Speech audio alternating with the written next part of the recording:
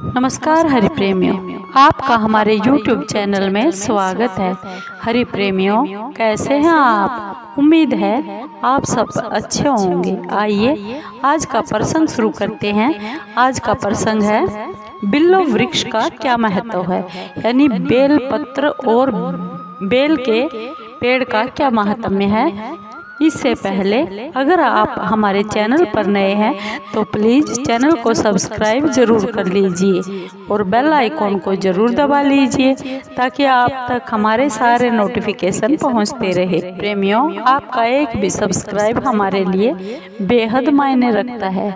आइए जानते हैं शिव महापुराण के अनुसार महर्षियों और ब्राह्मणों के पूछने पर जब सूत जी महाराज जी ने बिल्व पत्र के महात्म्य को बताया, वह यह है कि बिल्व वृक्ष महादेव का ही रूप है। देवताओं ने भी इसकी स्तुति की है। फिर जिस किसी तरह से इसकी महिमा कैसे जानी जा सकती है। तीनों लोकों में जितने पुण्य तीर्थ प्रसिद्ध हैं, वे संपूर्ण तीर्थ बिल्व के मूल भाग में निवास करते हैं, यानी बेलपत्र के पेड़ के मूल भाग यानी जड़ में निवास करते हैं। जो पुण्यात्मा मनुष्य बिल्व के मूल में लिंग स्वरूप अविनाशी महादेव जी का पूजन करता है, वह निश्चय ही शिव पद को प्राप्त होता है।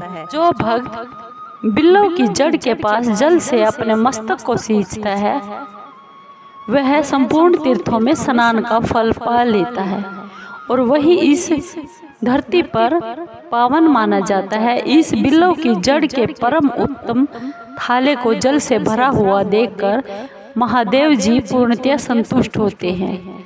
जो मनुष्य गंध पुष्प आदि से बिल्व के मूल भाग का पूजन करता है, यानी बिल्व पेड़ के जड़ का पूजन करता है, वह शिव लोक को प्राप्त होता है और इस लोक में भी उसकी सुख और संतति बढ़ती है।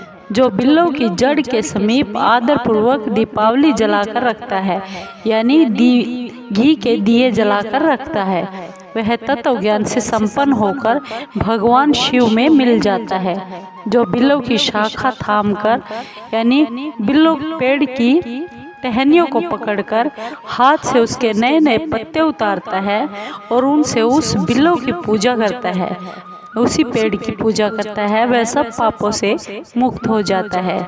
जो बिल्व की जड़ के समीप भगवान शिव में अनुराग रखने वाले एक भक्त को भी भक्ति पूर्वक भोजन कराता है, उसे कोटि गुना पुण्य प्राप्त हो जाता है। अर्थ है, जो कोई भी शिव भक्त को, जो शिव का अन्य भक्त है, उसको भक्ति पूर्वक भोजन कराता है बिल्व के पास, उसे कोटि गुना पुण्य की प्राप्ति होती है। जो बिल्व की जड़ के पास शिव भक्त को खीर और घी से युक्त अन्न देता है, वह कभी भी दरिद्र नहीं होता, यानी गरीब नहीं होता। हे ब्राह्मणों, इस प्रकार मैंने शिवलिंग पूजन का तुम्हें वर्णन कर दिया है। यह प्रवृत्ति मार्ग और निवृत्ति मार्गी पूजकों के भेद से दो प्रकार का होता है। जो प्रवृत्ति मार्गी लोगों के लिए पीठ पूजा इस भूतल पर संपूर्ण अभीष्ट वस्तुओं को देने वाली होती है। प्रवृत्त पुरुष सुपात्र गुरु आदि के द्वारा ही सारी पूजा संपन्न करे और अभिषेक के अंत में अगहनी के चावल से बना हुआ नैवेद्य निवेदन करे। पूजा के अंत में शिवलिंग को शुद्ध संपुट में विराजमान करके घर के भीतर कहीं अलग रख दे। और निवृत्ति मार्गी उपासकों के लिए हाथ पर ही शिव पूजन का विधान है। उन्हें भिक्षा आदि से प्राप्त हुए अपने भोजन को ही नैवेद्य रूप में निवेदित कर देना चाहिए।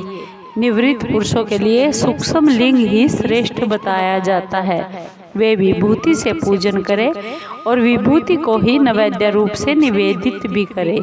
पूजा करके उस लिंग को सदा अपने मस्तक पर धारण करें।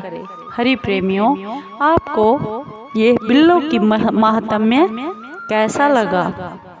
ये हमारे शिव महापुराण से लिया गया है। अगर आपको अच्छा लगा हो तो प्लीज़ चैनल को सब्सक्राइब कीजिए, लाइक कीजिए, शेयर कीजिए और कमेंट जरूर कीजिए। हरि प्रेमियों, धन्यवाद। ओम नमः शिवाय।